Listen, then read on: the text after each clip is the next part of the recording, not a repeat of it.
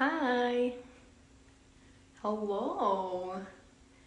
I'm starting 2 minutes early so that I feel like it takes a second for the notification to go out. So I figure why not start a little bit early so that people can get a notification. So I'll say hi, check in on everybody, and then we can dive on into book club. My dog is with me right now too. Hi. You said you love the look. Thanks. It's my usual go-to.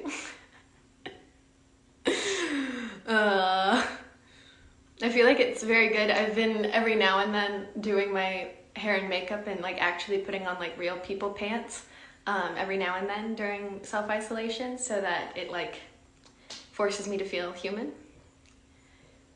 Wow. Yeah, there was like a lot of people that just like came on. Hi everybody. Welcome to Bryant's Book Club. Hi. Hello. Love my hair, thanks. Real people pants. Yeah. I feel like, can a lot of people agree with me that like there comes a point during self-isolation and it's not good for your mental health, and we'll talk about mental health a lot during this live, to not like get dressed and go about like a routine. I don't make my bed in the morning, which apparently is important, but I don't do that, so maybe I should. Hi, love you too. Brazil loves you, and I love Brazil. What time is it? 1 more minute, and then we'll start talking about Stardust. Hola, ¿cómo estás? What's your lip shade? I love it. Bountiful blush from Clinique. What do you love about filming Legacies? I love acting. I love being an actor. I love being on set and working with my cast and crew. Not my cast and crew, but the cast and crew that I work with. Hi from Switzerland, Ireland, Greece. Wow, hi! I don't know what time it is in those places. I hope that nobody's losing sleep over this because I'm gonna post this later. So if you're like staying up at 2 a.m. to watch this, fret not. Go to bed. Wake up at a decent time. Come on to my profile and you can watch this there. Okay. What time is it? 5 o'clock! Hi! Welcome to Bryant's Book Club. Today, my friends, we are talking about Neil Gaiman's Stardust. I figure what I'll do is I'll talk about sort of my opinion and my kind of take on the book, and then I'm calling 5 people today. This is gonna be a long haul, guys. So once again, if it's 2 a.m. for you, go to bed. I'm talking to 3 people from Twitter, 1 person from Instagram. I have my notes right here on the back of my geography homework. And then we're gonna be talking to Nikki from the Green Ribbon Club to talk about mental health during this strange time. And yeah, so my opinion. I think I kind of messed up because I read this other book, Annihilation, before reading this book, and I fell in love with Annihilation, like truly fell in love with it. I have it right here. Annihilation, okay? By Jeff Vandermeer. And I read it in 1 sitting, like did not breathe. It was just so good. It was like the definition of a page turner for me, personally, my opinion, right? And then I read this book and I liked this book. I enjoyed this book. I just didn't find it as like, I didn't find myself completely lost in it, like unable to put the book down, page turner vibe that I got from Annihilation, which I don't think that that's like what this book is meant to be. It's not meant to be this sort of like high intensity adventure tale. It's just like a light fairy tale that I feel like you can pick up and put down as you go. So it did what it was supposed to do, I think, but I don't need to read it again, if that makes sense. And a few people on here were saying that this was like their favorite book and they had read it before this, so I'd like to kind of dive into their mindsets. I just kind of felt, now hear me out for a hot second. is one of those things that it came out in 1997, right? So things have changed. I couldn't get past the fact that this was like Stockholm Syndrome. I'm looking at my mom right now because I'm like, I don't know if I should say this on the internet. I just can't get past the fact that this young woman who is a star, Yvonne, the star, falls from the sky and is super awesome. Like very like quick-witted, stubborn. Like I love this girl. And Tristan, our main character, falls in love with Victoria and then goes off to get the star to bring it back to Victoria, who he doesn't really know but decides that he's in love with. Gets to the star and then realizes it's a human, but still puts a chain on her and says like, you're coming with me regardless of the situation. I just couldn't get past it. So it was one of those things. I enjoyed the adventures that they went on. I enjoyed the story and the way that it was told. A lot of people talked about like the explicit nature of the sex that was depicted, and if you're not wanting spoilers, like don't watch this. The death of the unicorn was really hard for me to read, and a lot of people kind of talked about that in their reviews.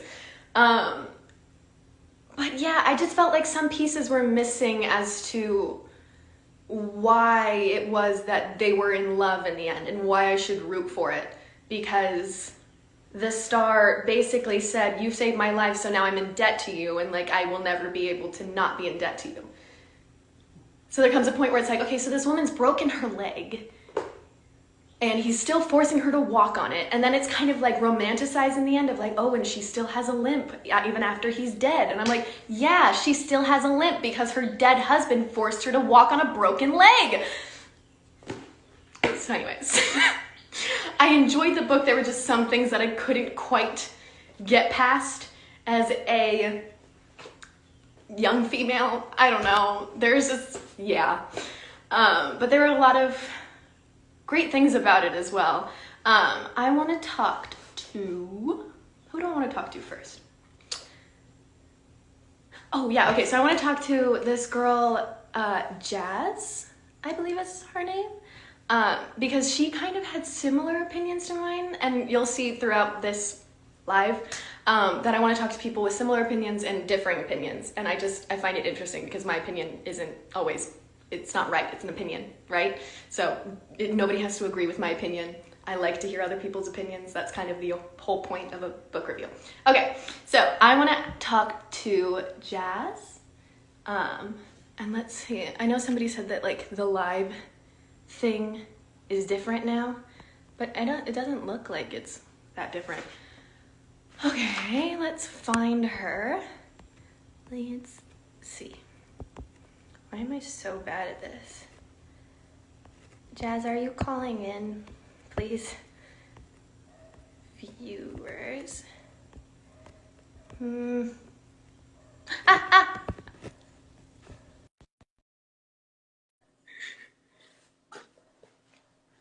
Waiting.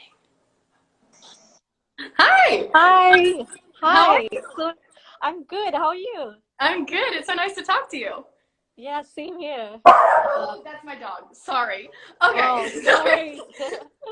Okay, so I wanted to kind of talk to you about your opinion because you kind of wrote that you felt like the ending was a little anticlimactic, and so I just wanted you to kind of talk about your opinion for everybody to hear because I read it. Yeah. That's right. No, so you were saying earlier about how strange it was that you know, sorry, I'm a bit nervous, but like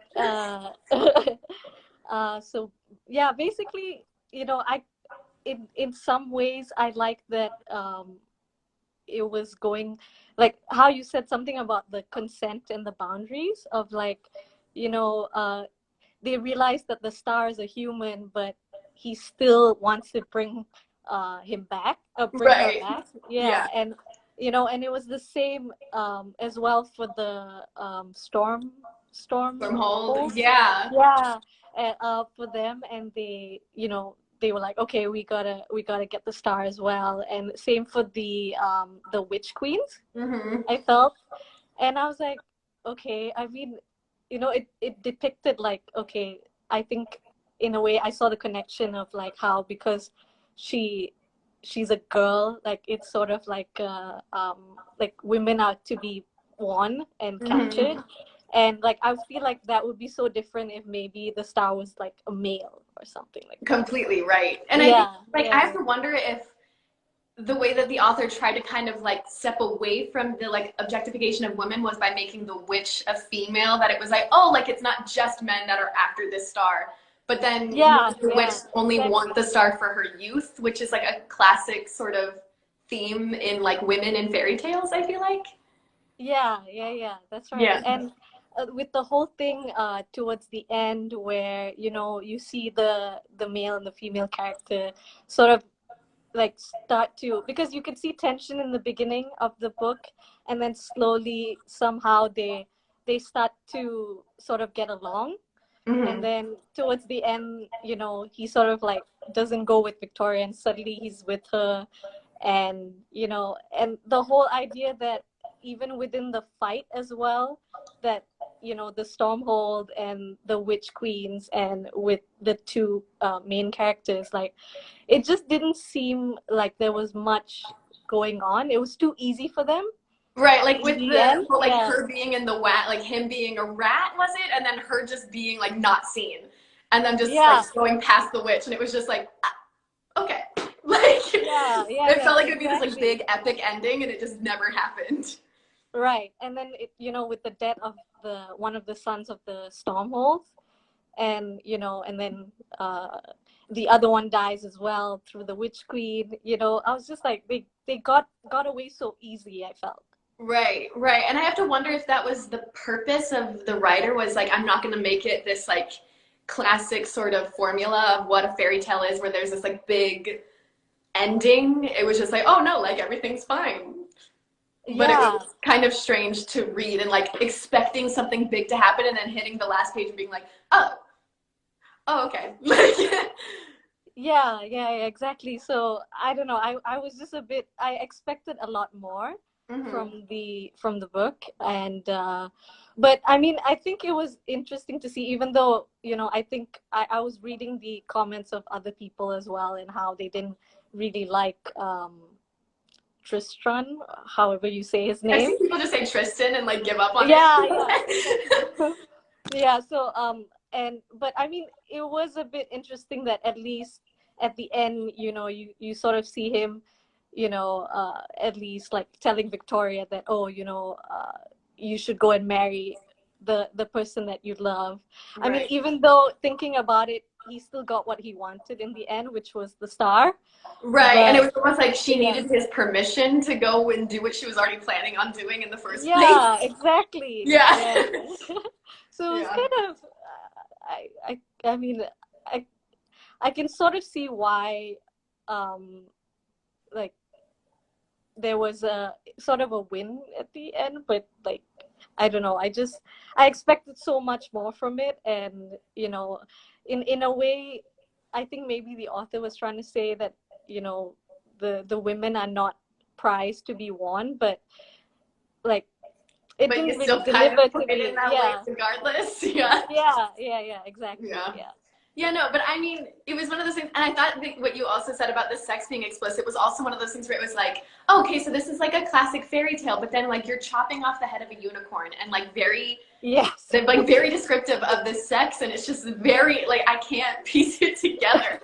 It's like, okay, so you take all Yeah. this time to describe like how Tristan was like made, but then like you don't exactly cover like what exactly formed him throughout the journey. Like there was a huge chunk of the journey that I felt like was just kind of like, and then they made it to the end and there was the wall. Like Right, right. Exactly. How exactly it was made, and then 17 years later, and yeah, about the it was just so weird, like with the whole sex scenes in the book, because really you think of it as like a fairy tale, but it's like which just I guess like doesn't things really like go Game with of it. Thrones are like technically fairy tales, so maybe people just like take that and run with it. I don't know. Yeah, yeah, yeah. And I don't know, I just found it so funny before the death of the Stormhold's son, and he was like going for sort of like a round two, I guess, in the scene, and then he was killed off. So I don't know. I thought that part was quite funny, actually. I like some of the humor was actually pretty spot on. Like I enjoyed some of the humor, like with him being gone for 6 months and like going on this huge journey to get to Wall, and then somebody just turning around being like, "No, you can't come in," and him just being like, oh, "Okay, I'll wait it out." It's just like, Yeah, what? yeah, Like, yeah, you really exactly. flew in a flying pirate ship for this, and you just get turned away. So yeah, I Yeah, enjoyed the yeah, humor too. yeah, same, yeah. Yeah. All right, well, And it was really great talking to you. I have a few other people to talk to, but thank you so much for sharing your opinion. I really loved oh reading it. yeah. And thank you for Thank joining. you so much for having me, and Yeah, I really hope that, you know, everyone can stay safe in this timing, and, yeah, you know, I just hope you and your family are all good during this time. yeah, absolutely. And I hope that you're doing well and staying safe as well and staying in when you can. Thank you. Thank you so much. Thanks for having me. Bye. All right, bye. Uh, these are my favorite things to do because everybody is so nice and so cool. Okay, let's see. Who else did I want to talk to? There is Poppy. Poppy was one of the first the descriptions, what am I trying to say? The first reviews that I read, and I was like, I need to talk to this human. Because they kind of brought up a really interesting concept that was talking about that kind of like what I related to it was being in between two cultures and having to kind of decide. And she talked about Tristan neither being of like fairy or wall and kind of how he felt that once towards the end of the novel when he went to Wall and was like, yeah, no, I think I'm done. So I wanted to talk to Poppy because they had really cool things to say. Let's see. Poppy, where are you at? I almost just started adding a filter to me. That's not what I meant to do. Let's see. Where are you at? Poppy? I feel like half of this is just me, like, looking at my screen, being like, I hope I can find you. Mama.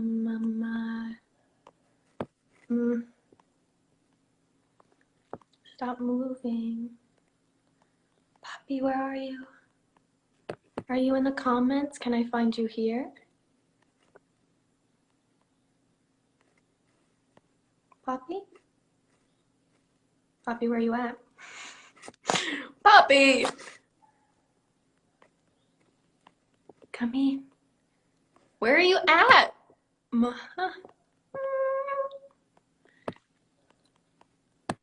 What's happening? Poppy, are you trying to go live with me? Please? Should I wait for Poppy and go on with somebody else? Okay, I can't find Poppy. Poppy. Okay, while I wait for Poppy, I will talk to, I think his name is Arrow, and this is particularly exciting because this is going to be our first male on Bryant's book club, which sounds dumb, but I've never gone live with a male on Bryant's book club. And so his review was actually really interesting. And a lot of people like really wanted this guy to be on Bryant's book club. Like we're really like into it. So I of course wanted to bring him on because I feel like he now has a fan club. And so he kind of brought up a few interesting things. He was saying that this was his favorite book, or it was his favorite book. But he really liked the description of the creatures, and he actually really enjoyed the ending. Which I also really enjoyed the description of the creatures. So I want to talk to Arrow. I think that's how you say your name. Arrow. I keep trying to put a filter on my face instead of add somebody to the live. Just so you know, the people that are trying to, that I asked to go live with me, why is it not even coming up now? What's happening? Go away. Go away. Hi. What's happening? Arrow. Why is it not working, guys? Help. Help. I keep opening the freaking filter thing instead of the, ah! Am I?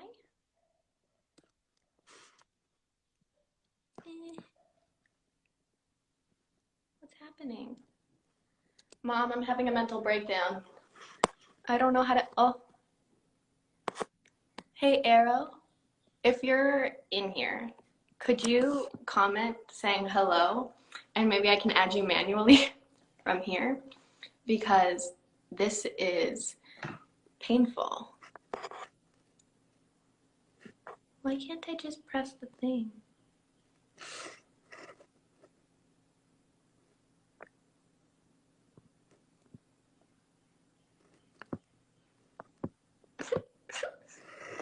Why? No. Should I end the live and start it again? The button's not working. Is my live being like overridden by like humans? Is that even possible?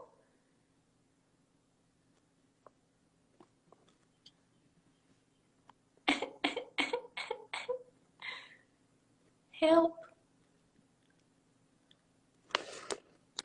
Green Ribbon Club. Shout out Nikki. Nikki says everybody stop commenting except Arrow and Poppy. Please.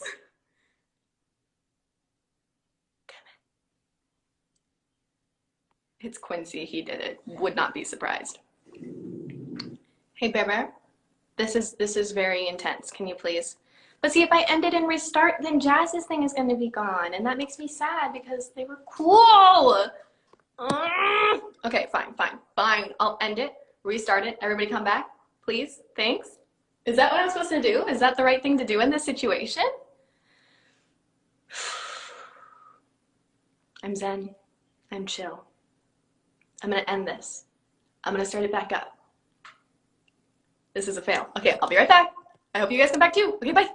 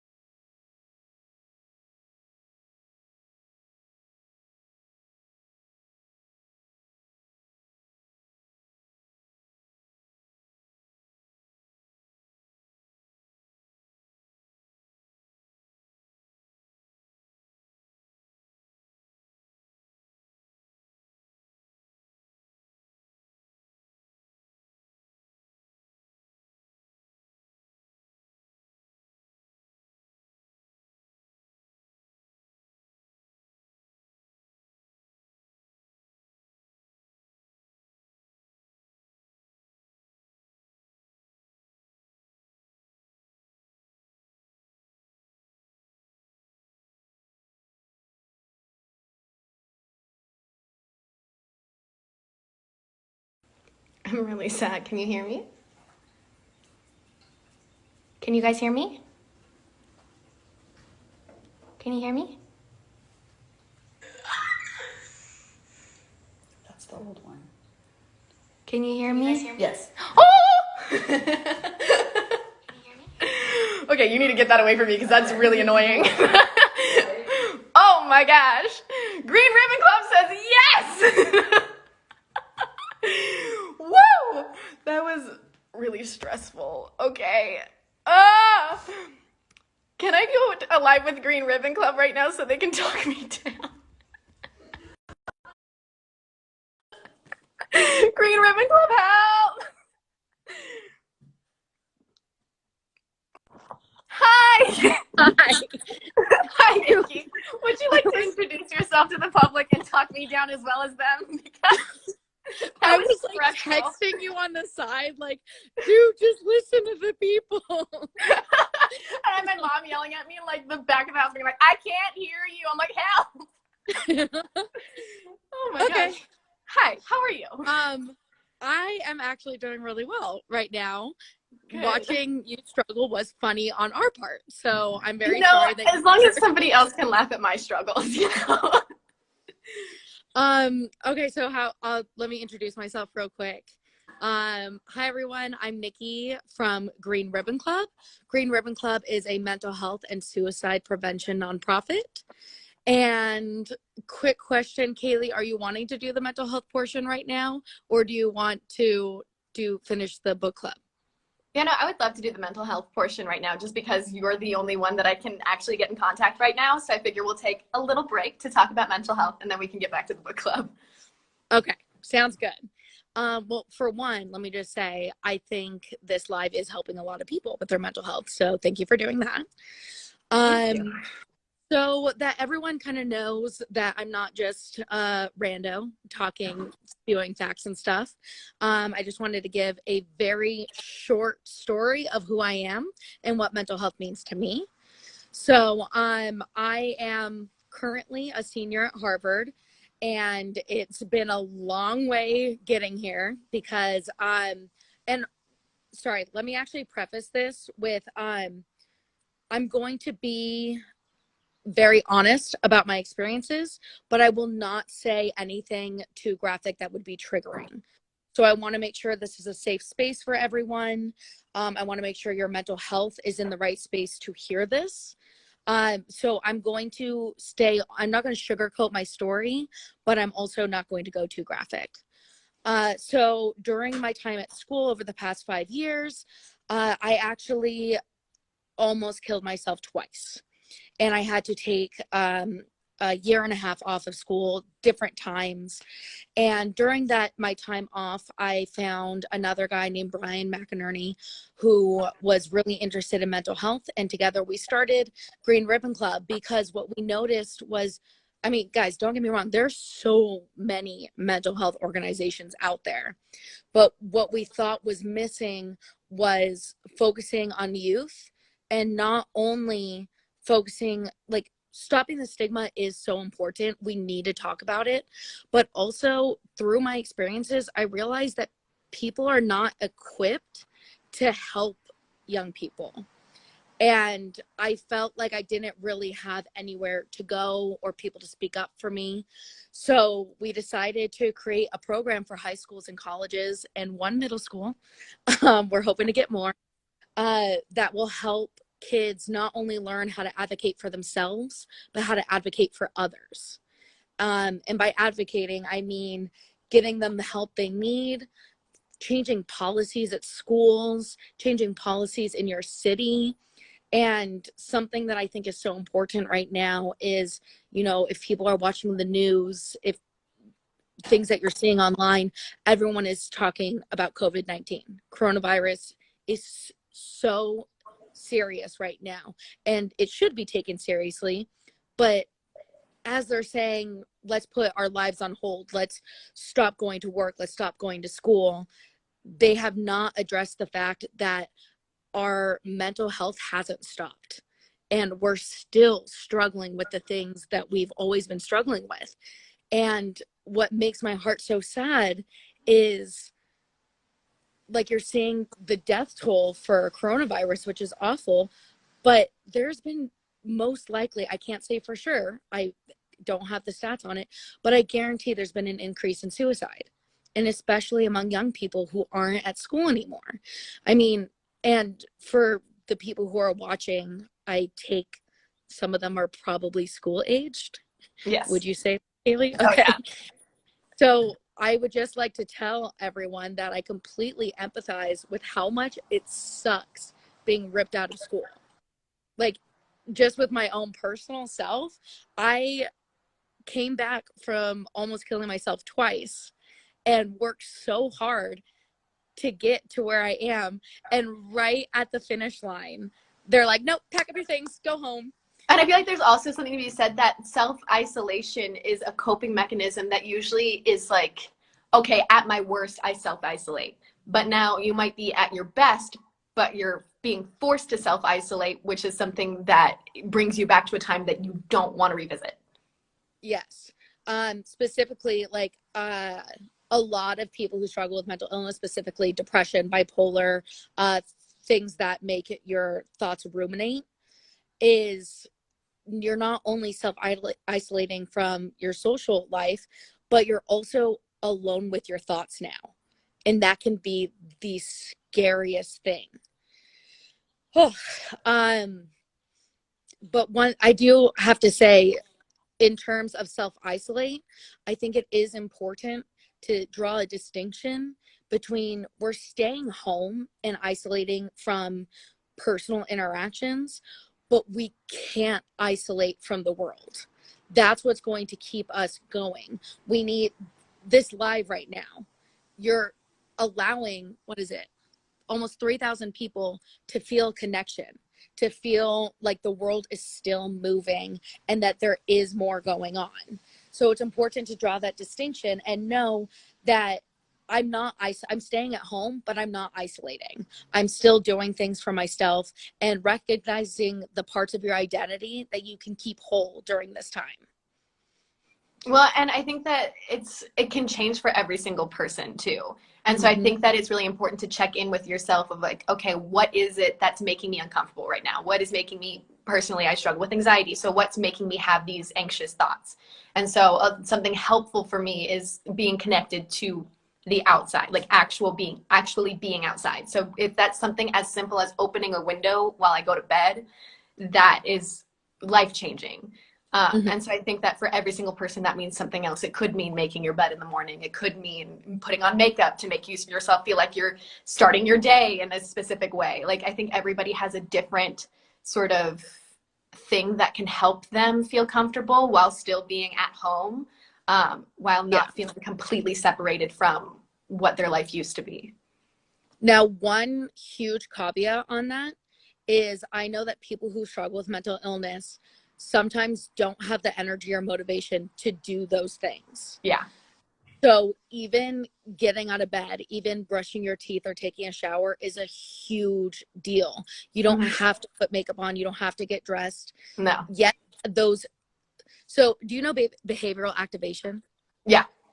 Okay. So sometimes if you don't want to do it and then you get dressed and put makeup on, all of a sudden you feel better just because you did it. And that's really, but one thing that I wanted to say in terms of how to deal with being alone, and you said going outside, doing makeup, getting ready, is something that I actually learned when I was in a psychiatric hospital. So, which, by the way, guys, psychiatric hospitals shouldn't deserve a stigma. They're fantastic. Yeah, so look at me. I'm a college senior and I went to a psychiatric hospital and I'm normal. Well, who's it really normal? Anyway. But bing. So something that I learned there is during this time where you have no energy, you aren't motivated to do much, you don't have a lot of resources around you, 3 things keep you going, in my opinion. Also, I have to preface all of this with, I am just a kid. Like, I study cognitive neuroscience. I am in no way licensed therapist. Please don't hold me liable for anything you do. You're just talking from experience, though. Yes, experience. And also, I've gone across the country helping people and talking about this and going to conferences and everything. So the first thing that this is an everyday kind of thing. So 1, doing a therapeutic activity. Therapeutic activity basically means thinking about what you consider your self-identity and doing something around that. So a therapeutic activity I made, I as my therapeutic activity, I did a little project called Self-Care Alphabet, and literally just got some markers, got some flashcards, and basically did this thing of different ideas that I could do each day. So making sure to be kind to yourself. And mind you, this is an activity that I did and then thought of activities as I was doing it. Right.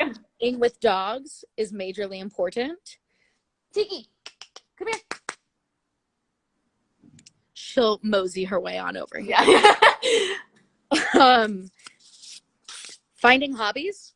This is so important, but completely understanding if you don't have the energy to do that right now. Because sometimes right now, it's hard to even keep up with the hobbies that you do have.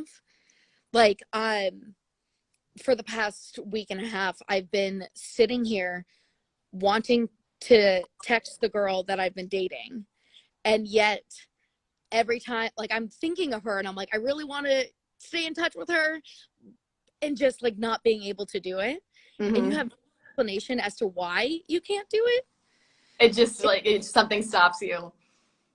Have you had any experiences right now with wanting to do something, but like almost feeling physically unable to do it because you're caught with your anxiety?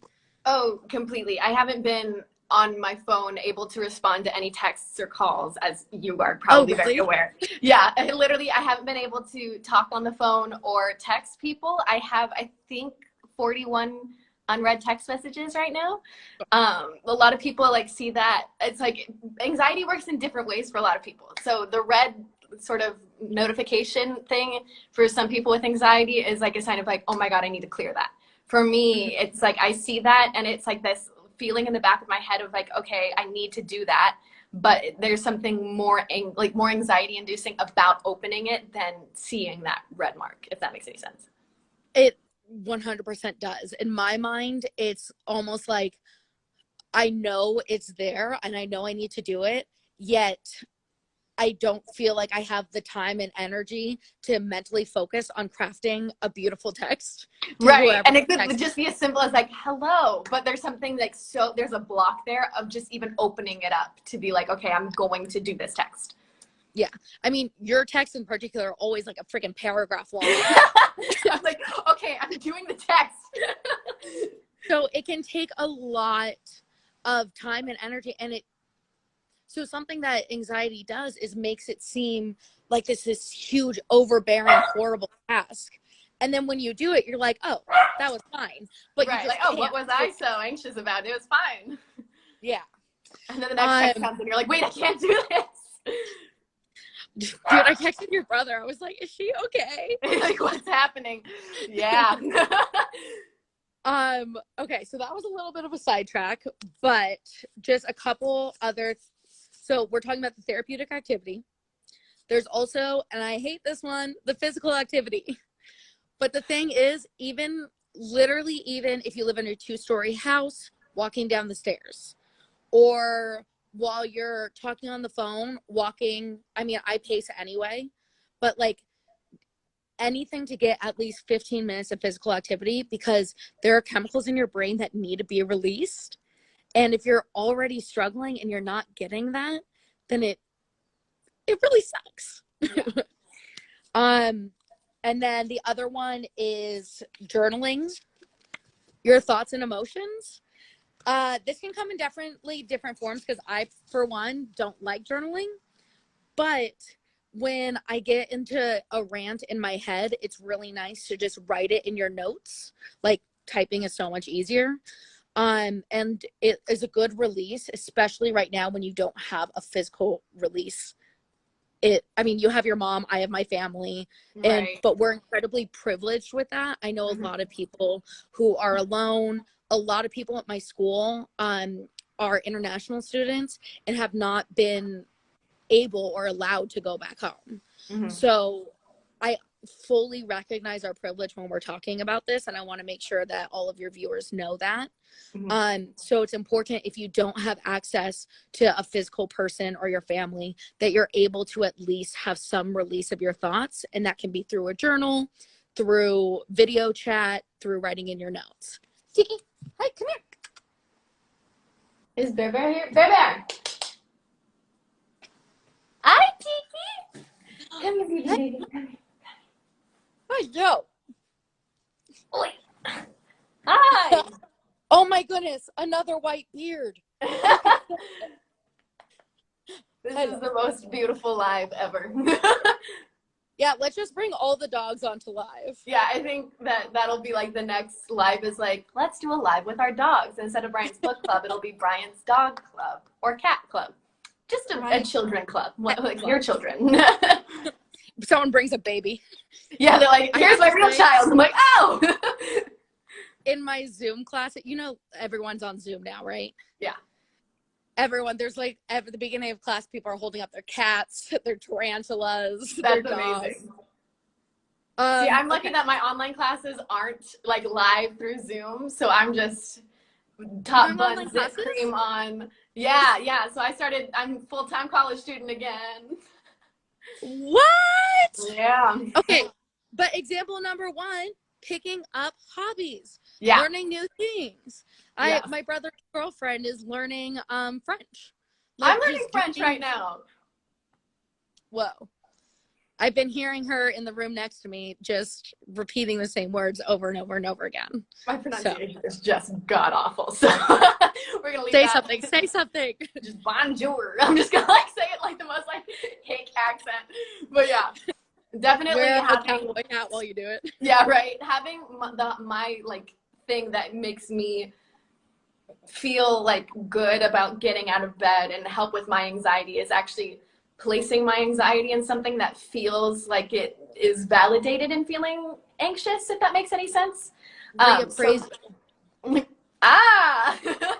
So being in school, I feel like I have a logical excuse to feel like I need to do these things because I actually do have a due date.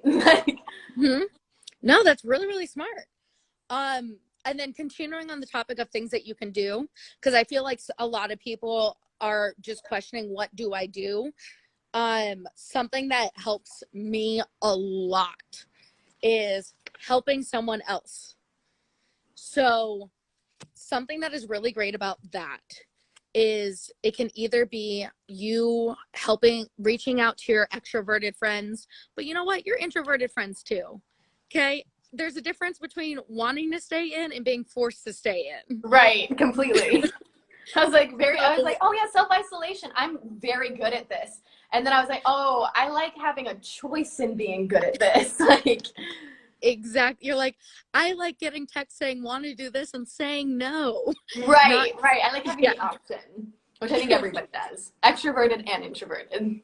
Mm-hmm. So helping other people, but then also something that I've noticed is if you notice that one of your friends or neighbors or whatever isn't doing well, asking them for help. Because it's this kind of like reverse psychology where if you ask someone else to help you, they feel like they have a purpose. And then while they're helping you, they're also figuring themselves out. Right. What they're telling you, they'll then follow that advice as well. So it's important to know if you're struggling, talk about it. Like that's Green Ribbon Club's motto, is talking about it, being honest about it. So when you asked me, how are you? I said, I'm actually doing really well, because today I actually am doing really well. But you have to be honest when people ask, especially right now when you can't pick up on like body physicality cues. Right. So for example, Kaylee, how are you actually? I'm doing much better now that my dog is in my lap. Yes. And I hope everyone who has a pet cuddles with them. Yes. Kiki is actually my service dog, so she is trained to recognize my anxious energy. I feel like I should get Barrett verified as my sort of service dog, because he really does help with my anxiety, and I think that anybody who does have an animal that they're kind of connected to can like kind of understand where I'm coming from when I say that. Like having like a little doggo on your lap every now and then is just like, okay. Little doggo. Having a little doggo or a big doggo. I don't know. He is also trained to interrupt self-harming behavior, to kind of like guide out of situations if I'm kind of out of my head, kind of a thing. So there are some really interesting things that dogs can do. Boom. One thing that you guys can start doing from your homes, look up service dog tasks and see all the amazing things that dogs can do. They're so crazy. Shoot, Hi, maybe that'll buddy. be my dog's hobby for this for this time.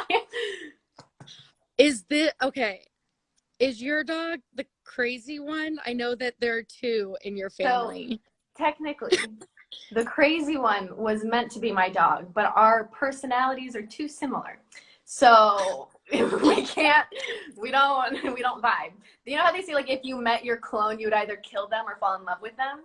Yeah. I met my clone, we don't like each other. I love Bodhi a lot. No, but thank like, you. but we just, it's two wrongs do not make a right. So Bodhi is now my mom's dog, and Barrett, who was my mom's dog, is now my dog. Okay, you guys did a little switcheroo. Yes, and it wasn't on purpose. Like, Bodhi just decided one day that he was like, this girl is not for me. So, yeah. Bodhi. Yeah, we tried. We really tried to make it work. But yeah. You know what? You got some quality time and you learned something about yourself. So Yes, it most definitely did. I have to say something during this isolation. I'm learning so much about myself. And that I encourage everyone who's watching, really, it will hurt, and take a break if you want to. Really have some self-introspection. Look at yourself, look at what you like, what you don't like. Sometimes you'll find things that you don't like about yourself, but then you'll realize, okay, wait, I can change something about that. On the topic of changing, I want to remind everyone, if you're on medication, please don't just say, don't just go off your medication. Taking it. Yeah, don't go off your medication. Keep up with, like, that is essential. Please. I'm on meds. I take meds every day. Woohoo! And especially right now, when you have to stay inside, it's so important to not have any other major life changes. Yeah, no, just don't. You know, it's like, I study science in school. There's too many, you can't have too many things going on in the equation, or else you can't pinpoint what did it. You know what I mean? You can't. Exactly. Just do the good things. Yeah. I have two more activities that I think people would enjoy. Mindfulness and meditation. Sorry, this is all backwards. We get the idea. And the pictures are really cute. Thank you. I really like those. I've never really drawn before, so that was one of my new. I got like a pack of 50 different color markers. New hobby. And exactly. So this is a little brain meditating, if you couldn't tell. So meditation sounds like a big scary thing to me. Like, when I think meditation, I'm like, okay, don't I have to be on a tropical island in complete silence? Yeah, exactly. Yeah. That's what I. When in reality, it's just taking 5 minutes out of your day and focusing on breathing and focusing on staying. There's also some really great apps for free that you can download. Can you post those? Can I what? Can you post those after the live? Yeah. I can't remember. Yes. I'll find them and I'll post them. But yes. I was like, can I also post them? Sure, that's exactly what I said, Kaylee. Can you also post our website, Green Ribbon Club? Yes. Because on our website, we have a resources page, which isn't for exactly the isolation, like thinking of different ideas. It's very much for if you're struggling with a mental illness, know that an essential business is the suicide hotline, is finding a therapist, is helping others and advocating. So on our resource page, you'll find stuff that you really, if you need it, it'll be there for you. And also, shout out to the fact that if you have never had a therapist before and you feel like you need to talk to somebody, therapists are still working. I talk to my therapist once a week over the phone. I can talk to them you can talk to them over Zoom, Skype, you can talk to them over the phone. You can even text a therapist. Just putting that up. There's actually a website that it's been helpful for deaf and hard of hearing people. It's been helpful for people who can't get out of bed. That it's chatting online with therapists. So that's been super cool as well. Mm-hmm. Sorry, I just saw my brother's girlfriend come into the app. Hi, Mel. Oh. It's really strange seeing people commenting. Oh yeah, there's sometimes where I see my friends and they'll like make fun of me in there, and I'm like, try to ignore it. I'm doing my best. Right. Wait, do you watch the show Winona Earp? I have never, Or no.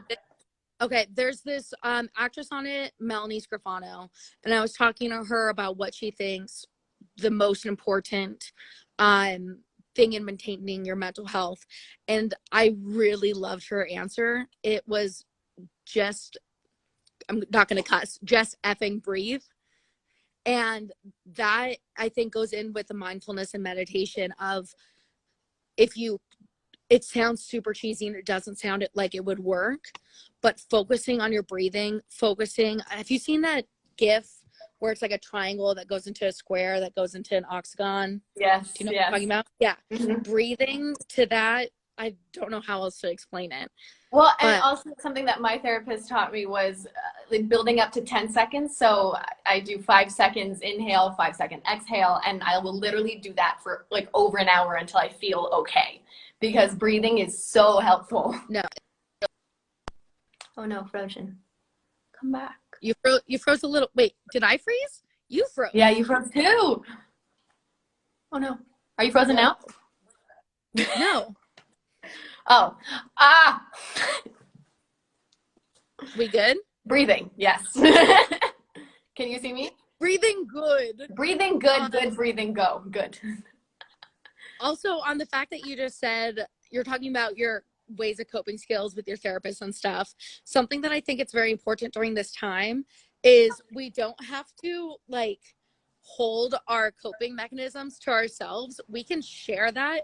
It's not like, oh, I'm paying $50, I'm paying $300 with my therapist, so I can't tell you my coping mechanisms that my therapist told me. It's like, yes. Right now, especially if you're in therapy, share what you've learned. It's this whole thing that other people don't know that would be so helpful. So when I learned in the psychiatric hospital is what I'm telling you guys, and you learned the breathing thing. So everyone who is on the live, do it. Breathe. And then I had, this one's my favorite. I can consider myself an artist after this. Process your emotions. I love Inside Out. Aren't they so cute? They're so cute. I love anger. Yeah. So despite just a cute little drawing, that is something, how I said in the beginning, like our mental health doesn't stop. Our emotions don't stop. Kaylee, I think you'll agree with me that we absolutely validate everyone on every single emotion that they feel. Yes. Yes, there are horrible things going on. And like how I was talking about, we're really privileged in the fact that we're in our houses with our families, but it's still completely valid to be upset that you're not graduating, to be angry that you're missing prom, to be disgusted at the fact that you have to share a bathroom with your brother again. Yeah. To have joy in the little things. Like, we validate all of those emotions, and it's really important to process them all and to know that we all care about you. Word. Yeah. Mic drop. Boom. Validate your emotions, people. I validate you. I validate you. And it's one of those things, I think, too, where it's like, I think that for somebody that maybe struggles with anxiety like I do, I kind of do go down that path of like, you're not validated in feeling upset that you couldn't do this, and this, because you're too privileged to say that. And there's people that are going through this, and this, so you can't even feel that emotion. It's like, no, I can feel those emotions. It's completely valid because it happened. It's happening. I feel it. They're there. Just like saying that they're not there makes it worse. It just draws out the whole process of self-acceptance and love. I mean, it could be especially hard right now watching the news and saying like people are losing their lives, people are sick. So you're like, I'm healthy. Why am I so upset? Right. You're upset because your brain is telling you to be, and that's completely valid. Mm-hmm. Like, you can't compare yourself to other people's experiences. And it's just like you said, if you don't validate it and recognize it and deal with it, then it's going to get worse. Yeah. Yes. I'm just looking through. I know I'm taking a lot of time. I apologize. No, to it's good. everyone. I feel like everybody needs to hear this, so take your time. Yes. One thing I will also, so I'm reading my notes to make sure I got everything. But one thing in the meantime, if you have any questions, please, please, please reach out to us at Green Ribbon Club. We're on Instagram. You can private message us. You can go to our website and message us. Once again, we all are not licensed therapists. We're all school-aged people, but we can direct you to resources, and we can give our advice based on our own lives. And I mean, I really, really, really enjoy helping people. So please don't say, oh, I don't want to be a burden. Oh, I like don't want to take up your time. Well, it's like you said earlier, sometimes helping people is your own kind of form of therapy. Yes. And that was one of the hardest things for me my first time around with suicidal ideation, was people weren't wanting to share their problems because they were saying, you have it way worse. And I'm like, please share your problems with me. Right. It's like you're invalidating yourself, which means that I can't even connect with you on this when I know I can. Exactly. Yeah. So help yourself, help others, encourage others to reach out for help. I mean, we're all, I know this sounds cheesy, but we're all in this together, like literally inside it together. Quarantining together. Sorry. But we're both just like way too corny to be together because we're just like literally, especially since it's a video call, I feel like every time I'm like, Zoom calls. Okay, anyway, moving on. So another thing for physical activity, it can literally just be stretching. And especially because right now we're not moving as much, it's so important to, just crack your body, stretch it out. It feels great. You don't really need to move that much. You'll hear your body just start cracking in the strangest ways. Yeah. And you can do it while watching your favorite show. Exactly. Is your favorite show Legacies? I lived it, so I will. Which? I'll promote it. I love Legacies, but currently watching Killing Eve. The new season, did you see that BBC is releasing it early? I don't want to talk about it. I'm so excited, but I'm not excited the fact that I actually have to watch it live now, which like that is like a whole other thing of like not being able to just go to the next episode where I'm like, oh my God, how am I not gonna watch it all? It's fine. What I will tell you in between, I have watched like everything Jodie Comer has been in. So I high-key recommend go on Hulu, Netflix, Amazon Prime, look up Jodie just and watch stalk Jodie. That sounds like something I'll spend the rest of my evening doing other than homework. But Jodie Comer just takes the cake. I don't need to do homework. I'm just gonna screen record this. Oh, that's also something I need to validate all y'all. Doing homework during isolation is one of the hardest things I've ever had to do. There's something just so distracting about being home. So as a fellow online schooler and somebody that spent all of high school doing this, mind you, I'm one of those weird kids that was homeschooled. I thought you went to OSHA. I did go to OSHA, but only for middle school. So a lot of people don't know that OSHA was like middle school and high school. I only went for middle school. I didn't get the high school approved. Like I never went to prom, never went to like any of those things. You're like, bye. I was like, I never was gonna go anyways. And so, little tips for people. This has nothing to do with, maybe it does have something to do. It all ties together. But having a space that is just dedicated to your schoolwork is so important, because I will sit here and I will like touch everything, distract myself with anything, be like, maybe I'm hungry, until it's like, no, Kaylee, just learn French. Bonjour. So yes. It's like that thing. I'm sure it's anyone who's taken a science class, I'm sure has heard this. Psychologically, if you stay in the environment that you're doing work in, then the next time you do it, you'll know this, I'm doing work. So your brain creates these pathways of like, oh, the living room is where I work. I don't know. This is my workspace. Time to Yes. work. Yeah. Very And strange how those things especially work.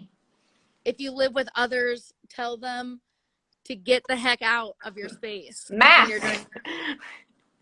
You're not allowed to be in my space, bro. Just kidding. I love you. I'm very appreciative of you.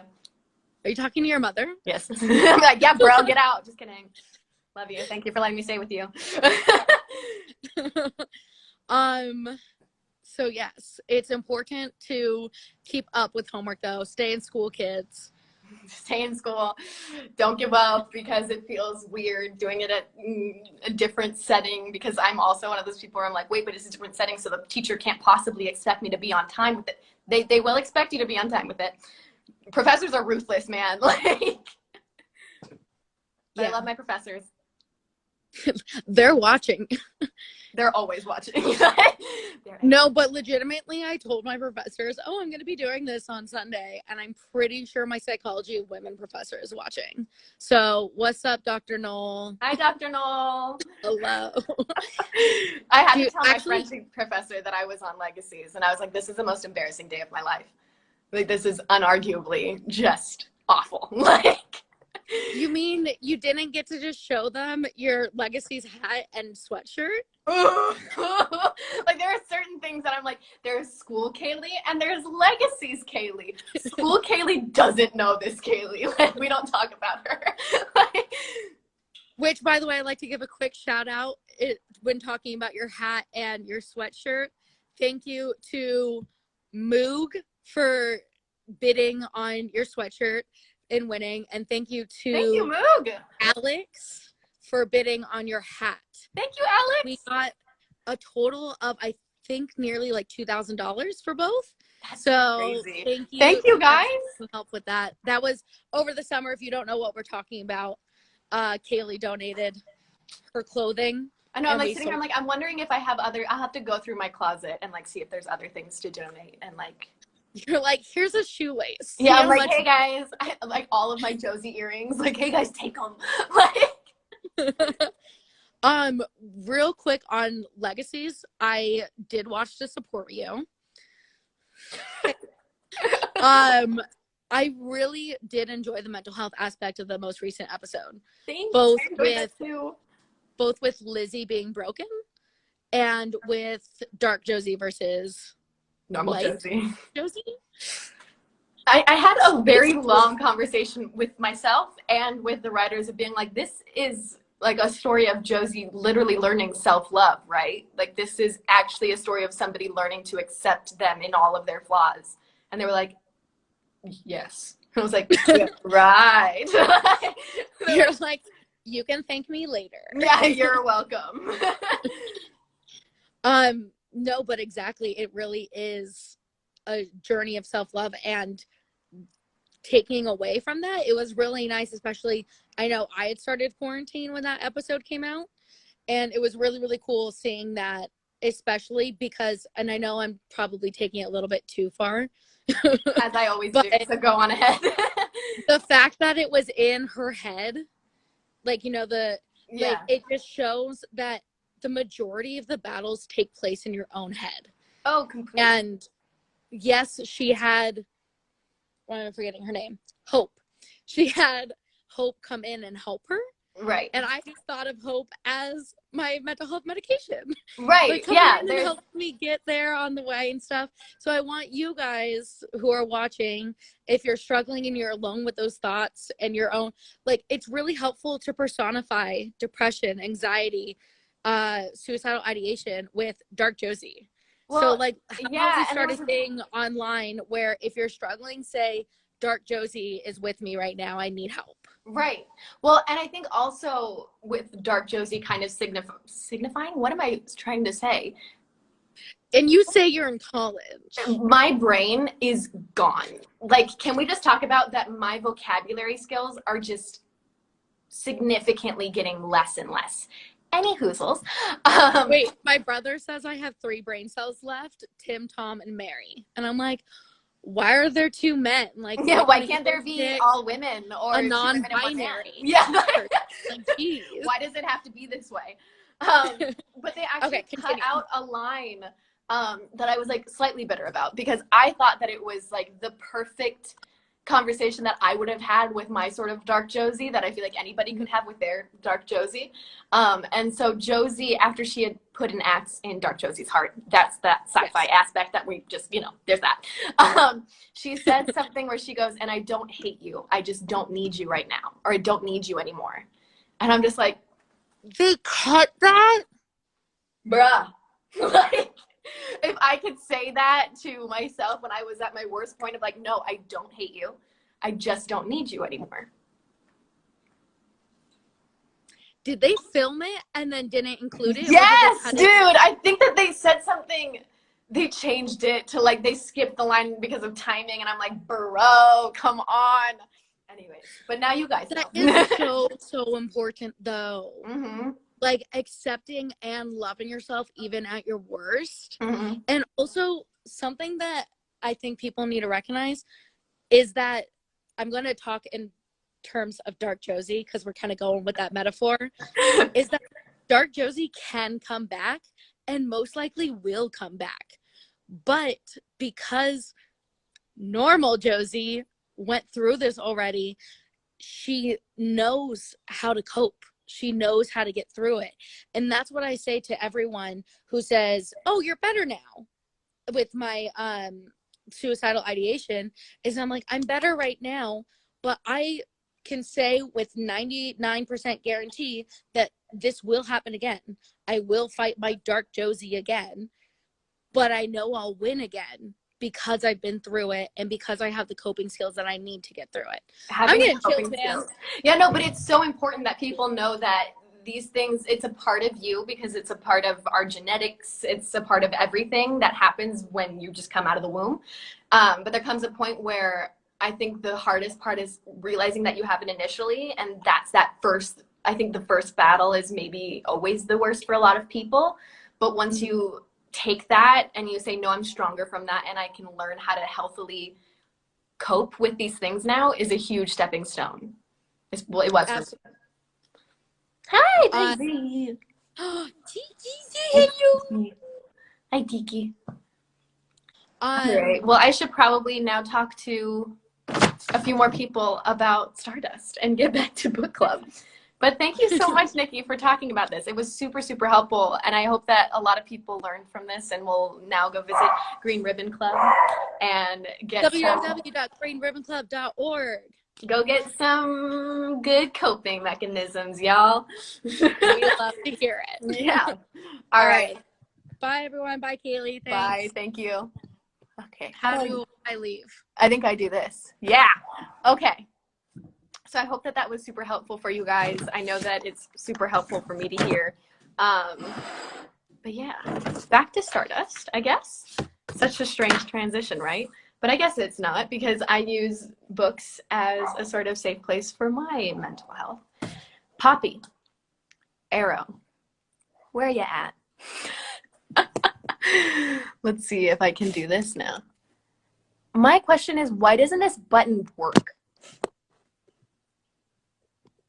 You know, see, it just does that. So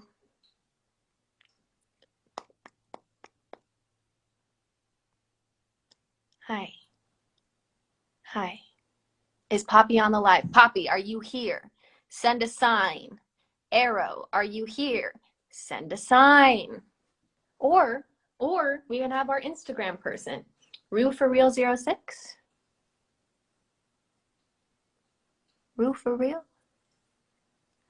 This person, if Rue for Real 06 isn't able to come on right now, find their review, because they are so incredibly well spoken. I literally have it underlined, well spoken, because they make this sort of tie into Aristarchus and how exaggeration equals poetry, but it doesn't make it profound, and how you could say that about Stardust, but they didn't think that. Poppy or Rue or Arrow, where you at, bro? This makes me really sad, because why isn't it working?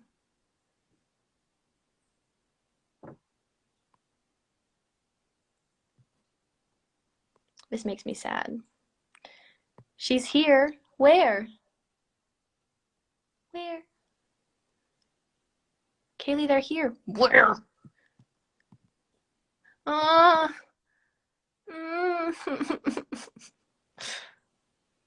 Dude, only Popo and, well, Popo puppy. I can't be the only one that's struggling here. Are other people struggling as much as I am with, no, somebody, only Poppy and Arrow respond, please, and thank you. Peace. Nikki says, no more commenting. Come in. Hola.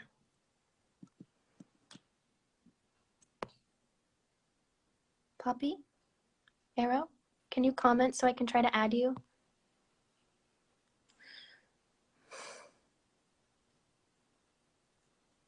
I know that Modern Love is Poppy, but I haven't seen them come up.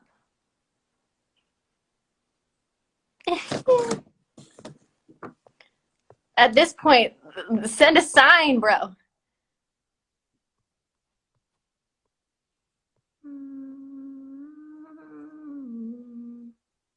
I know. Where is Rue? Bro, why is this so hard? Why is my button not working? This makes me so sad because I just wanted to talk to these people. I mean, I want to talk to everybody, but these people had really cool points.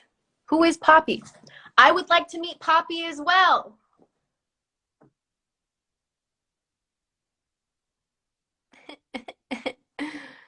Fine.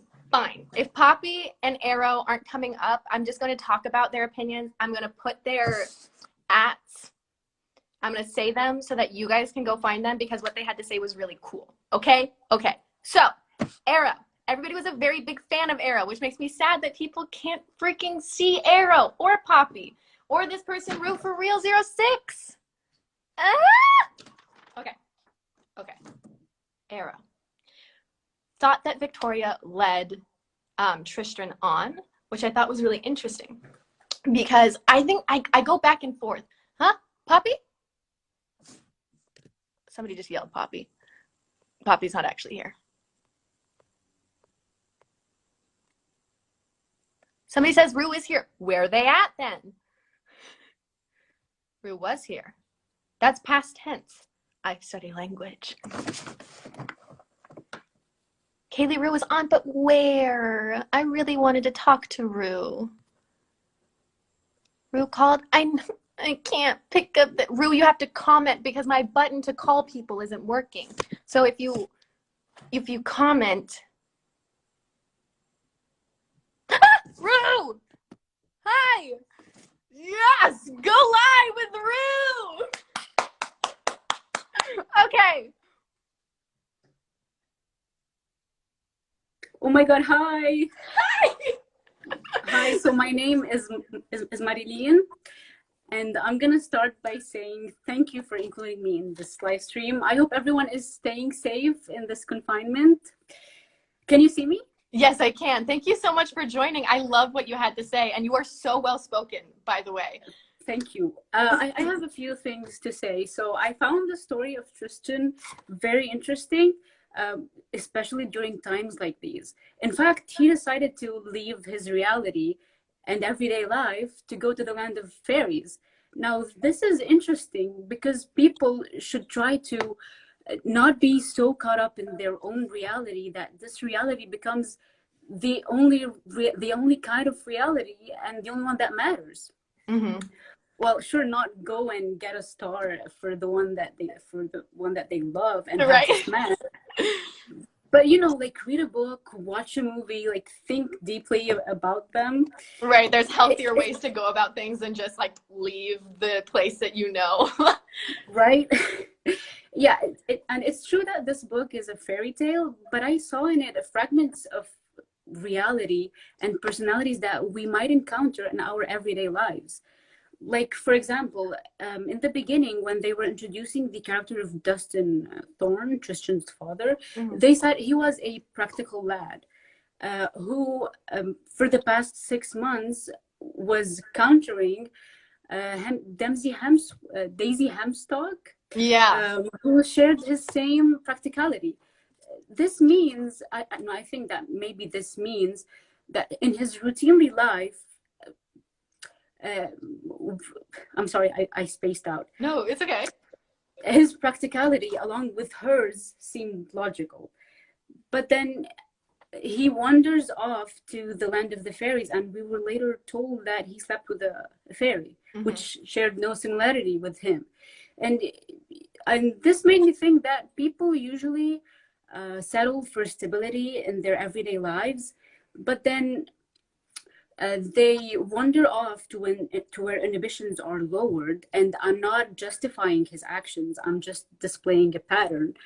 And they find themselves wanting someone who throws caution to the wind and who isn't remotely like them. Yeah. Well, it's like this over romanticization of being like adventurous and being carefree when you're not really. The fact that Daisy stopped eating because she had like lost what she thought was the love of her life, and how she didn't understand why he didn't love her anymore. Right. And a second example I noticed, when Gaiman introduced the potential lords of Stormhold, he gave each one of them a characteristic. He qualified, and if I'm not mistaken, Primus as expectant, Tertius, is that how we say it? I don't know. Well, we can call it that. As wary, and Septimus as blank. Now, the first two are opposite extremes, like, expectancy and wariness. I kind of expected the blank one to last the longest. Actually, I didn't expect him to, spoiler alert, die in the end. Right. But I think that's the message. Because, when you're either always anxious or cautious, or too confident and watchful, like nothing is going to happen to me, both those types of people end up in dire situations. Meanwhile, the one who had a blank expression and showed no emotions whatsoever and acted in silence, sure, he died at the end, but I think that him dying the last is the message. And of course, I'm gonna clear up again that I'm not justifying his actions. He did kill his brother, which was an awful thing. But what do you think? Isn't that kind of no, I definitely get what you're saying, because I think that there's something to be said for the person, the two people that are on the two far extremes. Obviously, we're sort of the first to go in a sense, whereas the person who was blank, I think that there's something to be said for not being either too extreme on either end and then being so extreme in the other end of being nothing. Like, there comes a point where you just have to stick up for yourself and be your own person, and that's what puts you on the right path. And not show everyone what you're doing, like be like private and stuff. Right. And I think that there's something to be said that all of the Stormhold men were kind of villains in their own rights, that I wasn't necessarily rooting for any of them, if that makes sense. There was a point where I was just like, yeah, witch, get him. No, the witch is not better, actually. No, the witch is definitely not better. But there was a point where I was like, okay, so if the witch takes out him and then somebody can take out the witch, like, it can be a domino effect. Right, yeah, I thought that as well. But I thought that it was interesting that aging is what killed the witch, and not as sort of like what we were talking about earlier of like this sudden climactic battle, that it was her own biggest fear of dying of old age is what did end up happening to her. They didn't mention her death though, right? They just kind of insinuated it, I feel like, in a way. Yeah, right. Then we'll watch there be like another entire book on the witch becoming young again. Who knows? No thanks. Yeah, you're right. So finally, I want to say, like, the thing I didn't fancy was the mentioning of gore and violence. And I'm quoting, a puddle of brackish blood. And the way they killed that poor unicorn. That was so hard to read. Yeah, and they dismembered him and took his horn. And, like, I was like, was that so necessary to mention? And, like, why? I almost wonder if it was the author's way of solidifying the witch as being, like, the most evil of the sort of story, because there's no coming back from that. Yeah, like taking out on the stuff that are helpless. Well, and I think to the point where it's like, it was so unnecessary. It was an unnecessary act of evil. Like, you could have just killed the unicorn when you needed to kill the unicorn. Poke him in the eyeball and then dismember it. There was a lot. It was a bit extreme. But then again, in retrospect, this violence created a sort of nuance between things. Like 1 second, he's gazing at the beautiful night and the flashing stars and the breathtaking views. And then a second later, he's being assaulted by trees and sharp leaves. Right. Well, and I There's a also found rhyme. it interesting how many people and different sort of entities throughout the ferry were willing to help him with nothing in Yes, return. I thought that that right. was And so interesting. they insinuated that the moon kind of asked them to do that because the moon cares about his daughter, which is the star, and he found himself having help. And there was this mention of this guy with a black hat who told him that he will get everything his heart like desires. And I Right. don't know how that is relevant because he wasn't mentioned after. So it was a weird book, really, but I liked it. Yeah, no, it was definitely one of those things where I feel like you could pick it apart in a lot of different ways. So it's like, okay, did all of those people and those trees help him because of the flower that his father gave him that had these magical powers Yeah, to them? that Or came was it the from his moon? wife. Yeah, I have to wonder what exactly the author was getting at that made him so easily go through, not easily, but pretty easily go through his journey with the help of Yeah, his someone. journey was very like less disturbing because of the help of many people Mm-hmm. that were sent to him by some unknown source. Right. And it's like the person that had it the worst was the star because she was just like trying to Yeah, like you walk on said, a she was broken like leg. limping the whole time. All right. Well, Yeah, thank you so much. I really enjoyed what you had to say. thank you. Yeah. Have a good Yeah, one. that's all. And stay safe, please. Stay inside if you can You and too, take you care of too. yourself. I hope that you're staying with somebody and taking care of yourself. Yeah, and you too. And I just want to say that thank you for always being such a bright person and always.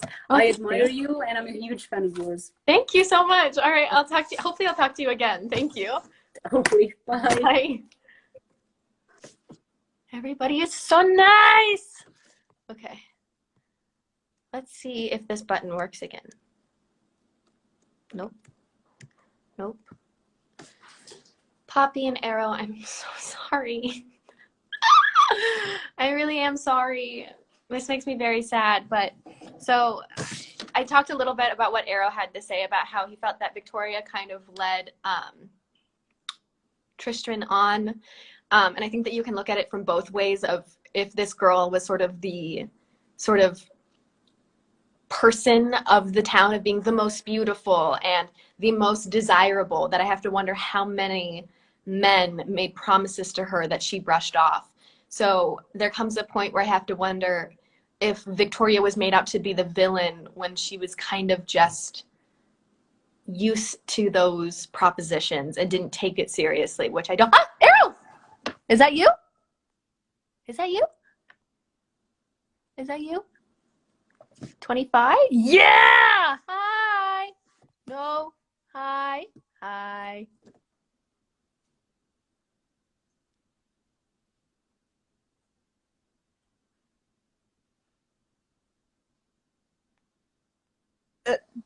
Did we finally get it? Hi!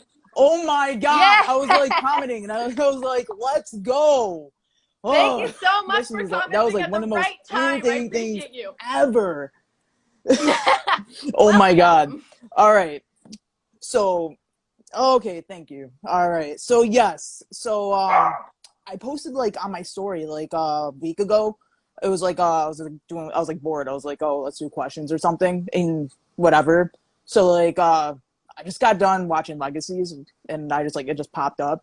And then I think like one of my followers, because so I'm actually a professional poker player, so I have like a lot of followers. I think they found you know there's like mutual there, and it blew up on Twitter. I was like, what? I was like, all the feedback and everything. I was like, oh my god, this is like insane. So but yeah, so a few things I actually like to talk about. So the Green Ribbon Club, I think that was actually a great thing. So I know this is a little yeah, but I would like to make $1,000 donation to the Green Ribbon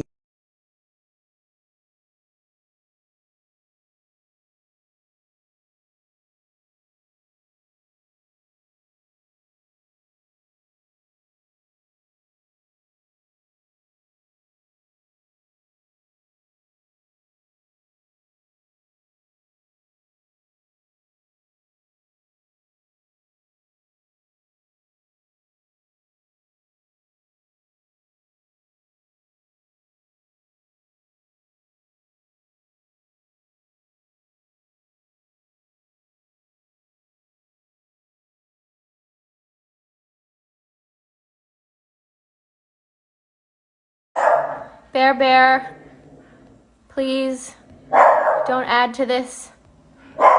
Barrett! Ha, hi. Bear, please.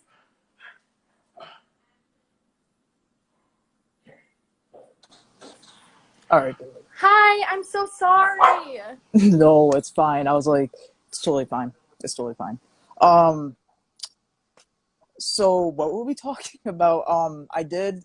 I said what I said about the Green Ribbon Club, but um, And thank you so much, by the way. That's so much, and that means so much to me and Nikki, and I'm sure a lot of people are really gonna have a lot of help oh, because of you. So definitely. thank you so, No, it's so much. actually no, it's not a problem. No, so actually, so 2 years ago when I, got picked up and everything, the poker and everything, um, I actually went through anxiety, depression myself and everything. So I definitely really, and I think it's just like a beautiful thing, like supporting one another and helping one another, and it's a non-profit, profit organization and everything. So it's really, it's, you know, I'm sorry, I'm not really good with. This is like my first book live, my first No, no, whatever no, live. I no. just got back on social media, so I have like no idea what to do, or No, say. I So completely get what you're saying. So, yeah. Um, so what? So as what you were saying, so with the book, whatever. So I just reread it. The last time I read it before that was like years ago. It was like middle school. It was like I just like the book, and you're so correct. Like yes, it's like a small book, and book versus movie. I feel like if the book and the movie like became together, like it would have been like even a way better movie, if that makes sense. So I but actually yeah. haven't seen the movie, so maybe now I need to watch the movie and decide. Yeah, there's definitely a lot of it's different. Like they end up together forever and everything. But I actually like the ending, it like shows that, you know, like it's that era, was it like 1800s or something, and they're like it's like 1800s, and I don't know, like showing that basically like men, have to rule the world or whatever, and she ended up like, ruling and everything. And I thought, it was like every happy ending doesn't, have to involve love or and stuff like that. So, I thought that was pretty cool and everything. And I Right. actually, like the part, I actually like the part that I don't know, I said this like when I like a long time ago, like I know it's like corny or whatever, but so I write things down. I'm like wicked old school, so Oh no, I do too. yeah, yeah. Right. I feel like he really saved her, and that she saved him in a way. Because like in the beginning, when he was talking to Victoria and everything about all these things, I feel like that he didn't want to do them for her. I felt like he wanted to do those things for himself. Like, it explains in the book, like he daydreamed, stuff like that and everything. And I don't know, like I'm so sorry. I'm like terrible at describing No, you're things. doing good. You're doing good. It's So fine. I'm so terrible. I'm so No, terrible. But you're doing fine. But no, I get what you're he saying, where it's like they both were at a place where they needed each other. And so it wasn't exactly like a black and white yeah, yeah, situation. yeah, yeah, exactly. And I actually, and my favorite character was the moon. I thought it was like pretty cool, like her going like into his dreams. It was like, oh, protect like my daughter and this and that. And I thought that was like pretty cool too. Like that was my favorite part and everything. And I thought like the witch parting them, like at the end of the book, like, just let them be. It shows that, there are bad people, but sometimes they don't have to be bad all the time. If that makes sense. Yeah, completely. Like there's a sort Like of human in aspect to the witch by the end yeah. of it, of like, okay, you have weaknesses. Yeah. Yeah, no, So complete. And I also love what you like I had to said, say about how this you really was like the like description of the creatures. Oh, I'm sort of losing you. I don't know if it's my connection or oh your no. connection. Oh. Hold on. Okay. Yeah, you're like cutting out a little bit. I'm sorry. Oh. Oh. Okay, no, I see. No, I got you. I got you. I got Okay. you. I Yeah, love what you had to you're say good. about the description of the creatures. So I would like to hear what you had to say about that as well. All right, so I actually have a page. I'm not gonna read you the whole page because I want, other people to be like, whatever. But to show you, yeah, Oh, I'm not gonna whoa. read the whole thing. But no, yeah. So I'm at like a. So one thing I'd like to say too, I think it was another big thing too. A lot of people were like, "Oh, he's a guy and he reads and he's part of like a book." So this is my first book club. Like I was like, that is like, I was like, there is definitely more guys that like read and everything. I've been reading for so long, like since I was younger and everything. Like Yeah, I definitely reading think there's a lack of has been a visibility huge there. thing. Mm-hmm. Yeah, definitely. And so I actually grew up in Spain and Italy. And so like there's a whole bunch of books and everything. And also another thing I like to point out, you said it earlier. This is not my favorite book. But it was, growing up. But I'm more like probably one of my favorite books, if I think top of my head, is like Perks of Being a Wallflower or something like that. But yeah, but creature part, let's go. All right. My favorite creature was the moon. They tell how she was the mother of the stars, and I think that had a beautiful creative poetry to all that. The unicorn was loyal, and the star, and was loyal to her in a general. And I don't think that I was the only one when the unicorn died in a horror. I think when the unicorn died, that was like terrible. That was so terrible. Like that was really sad. And the talking tree, I wish had a bigger part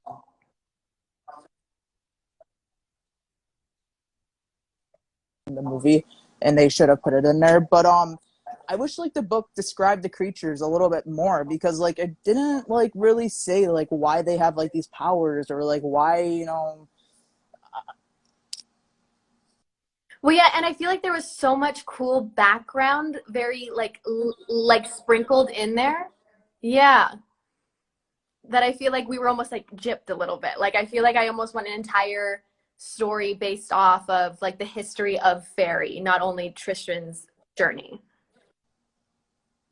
exactly. And like I said, like the I definitely like that is one thing that yeah, when I was younger I thought it was cool and everything. I wasn't really in like depth with things and everything, but with being 23 now and like reading the book, I was like, oh wow, they really did jip us out and everything. But and I'm just skimming through because I don't want to like read like this whole thing. The pirate, like with the like the ship and everything. So I like if you like Captain Hook or like stuff like that. Captains are like meant to be like this feared, respected type of person, and they made the captain like sort of like nice and soft. I sort of like that. Like this book really shows like angles and everything, like the endings, like I said, with the star becoming ruling the kingdom and everything, and Right, Tristan yeah. died and whatever, and the captain being soft and everything. And then talk about, or like I said, I don't want to read like this whole page. It's like crazy. Yeah, no, I like what you said about the trees too, because I feel like the trees, like scientifically speaking, trees can live for so long. So of course they have so much knowledge and story to tell. So I feel like that was something really interesting that was in the book, but I just wish that there was more detail involved with that. And another thing, Victoria, I did not like her at all. I did not like her character. No offense or anything. Okay, no offense or anything, but like, she couldn't tell like Tristan, like, oh hey, I just got engaged, that's why I'm not gonna kiss you. Just let this dude go on this whole adventure, or whatever, go chase a star. Like, I'm not saying she's a gold Yeah, digger, there but like she's definitely is like, dude. yeah, it's like one of those things where it's like, I feel like Victoria just clearly did not take him seriously, but there is like a lack of information that was put No. forward. You know what I mean? Where it's like, yes, this woman did know that she was engaged, and that should have been clear. She shouldn't have been walking with this dude and like letting him do all No, these things. she ended up with like a 40-year-old, like yeah, store Mr. Monday or something like that. His name was, I believe. He was like the store owner or something like that. It's like a 40-year-old, like but I also like the part, that it felt like a huge relief when when he came back and she told him, like told Trisha and everything.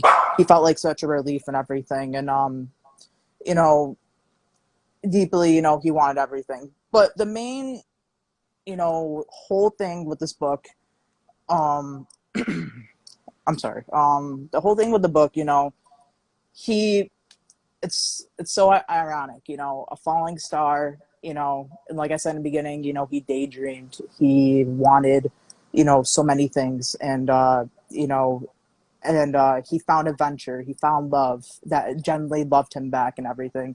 And it was because of a falling star. In our world, when you see a falling star, you wish on it, expect a wish to come true or whatever. And in this case, he got everything he wanted. I mean, come on, became a king and everything, and had like a whole kingdom. And the way like they described, like, the star was like crazy beautiful. She sang, and all stuff like that.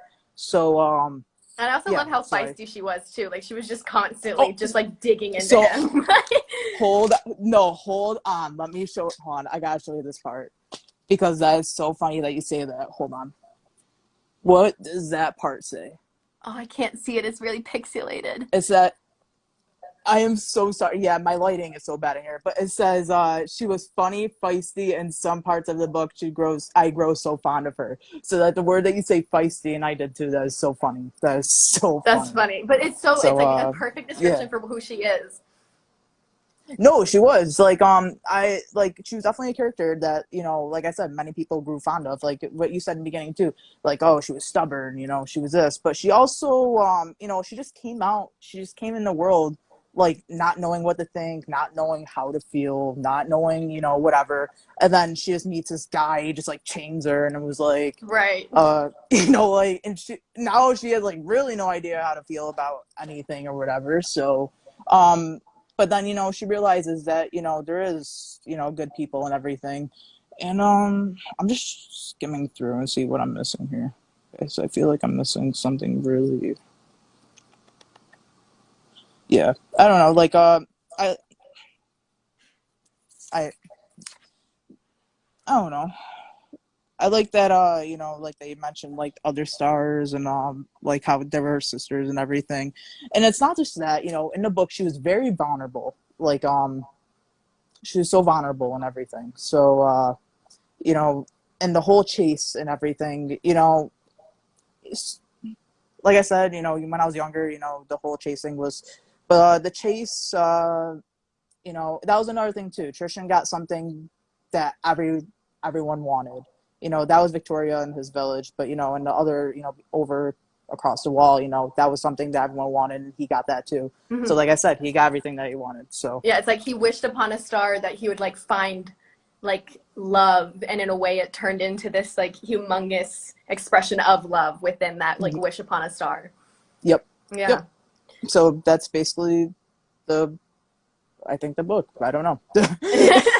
Well, I have no, like I said, I really liked what you had to say. Thank you so much for doing this. I'm so glad I actually got to find you. That was like so difficult, but I'm glad I got to my God. to you. I was like, I was commenting like crazy, but yeah, definitely. And Green River Club, if you're watching this, definitely message me. And yeah, nice talking to you. Thank you so much. And I'm sure Green Living Club is gonna like message you and everything. So thank you so much for that as definitely. well. Absolutely. All right. Thank you. Have a good one. Bye. Can I? Oh no, I just did that instead. Okay, here we go. Hi guys. All right. So if Poppy doesn't show up, that's okay, because I will send out a tweet to Poppy and say sorry, because I'm so sorry that my phone is not working with me right now and didn't work with me throughout this entire live. But thank you to you guys that stuck through this adventure. Not only did we go on an adventure in Stardust, we went on Wandering Brian's book club as well. So I'm really sorry, Poppy, that I'm not able to go live with you. But maybe actually like next time I go live, I'll message you and we can talk then, because I love what you had to say. But yeah, thank you guys so much for tuning in. I do think it's going to be a little bit until I do an actual Bryant's book club, just because, like I said before, I'm once again a full-time college student. So I have quite a bit of homework and assignments and things like that I'm working on. But yeah, please check out the Green Ribbon Club because it's such a great organization. And yeah, reach out to your friends, check in on yourself. I keep saying, but yeah, love you guys. Thank you so much for watching. And thank you guys so much for that amazing video. If you are on my Twitter, so many of you amazing, beautiful humans made this really, really sweet video of like passing the Stardust book. And I just thought that that was so sweet and so cool because obviously not everybody can get together. So seeing everybody together, but not together was just really beautiful. And it almost made me cry. But that's besides the point. So thank you guys so, so much. And I will see you guys later. Stay safe. Bye.